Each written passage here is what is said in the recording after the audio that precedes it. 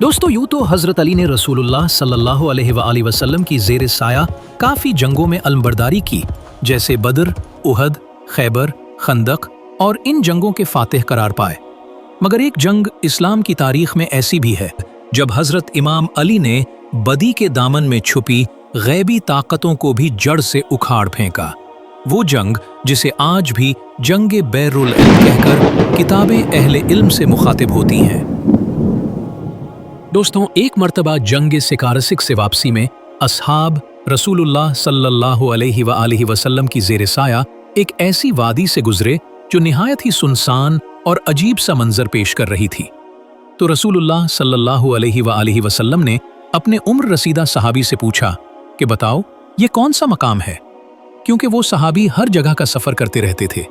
तो उन्होंने रसूल अकरम को बताया कि आका, मैंने सुना है इस जगह एक कुआं है जहां हजारों जिन्नात अपना घर करके बैठे हैं, जो कि अपने इस इलाके से गुजरने वालों को या तो मार देते हैं या इतना डराते हैं कि मुसाफिर अपनी मंजिल को पहुंचने की बजाय भाग जाता है। फिर उन सहाबी ने कहा कि या रसूलुल्लाह, मैंने सुना है कि यहाँ से तबाए यमानी गुजरा था जिसके 10,000 साथियों को उन जिन्नात ने मार डाला था।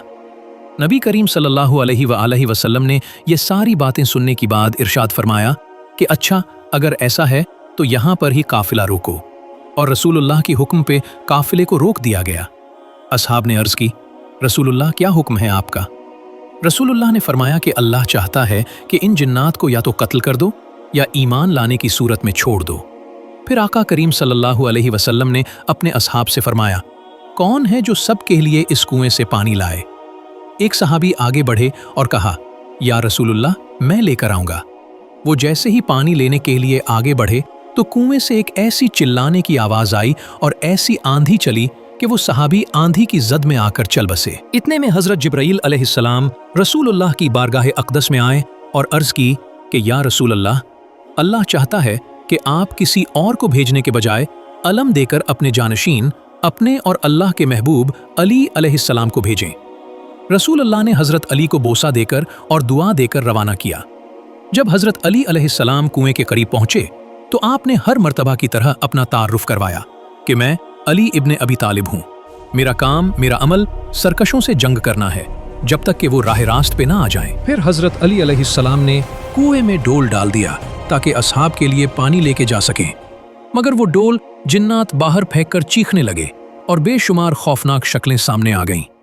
इतने में हजरत अली ने 2 सहाबियों को बुलाकर कहा कि खौफ में ना आओ, और अब मैं कमर में रस्सी बांधकर नीचे उतरूंगा, तुम लोग रस्सी पकड़े रहना।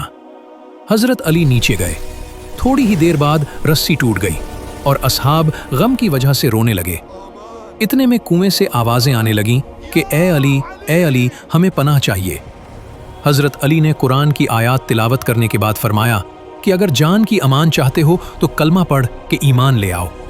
और हजरत अली अलैहिस्सलाम 24,000 जिन्नात को मुसलमान बनाकर कुएं से बाहर तशरीफ लाए। रसूलुल्लाह सल्लल्लाहु अलैहि वसल्लम ने आपको सीने से लगाकर पेशानी पर बौसा दिया।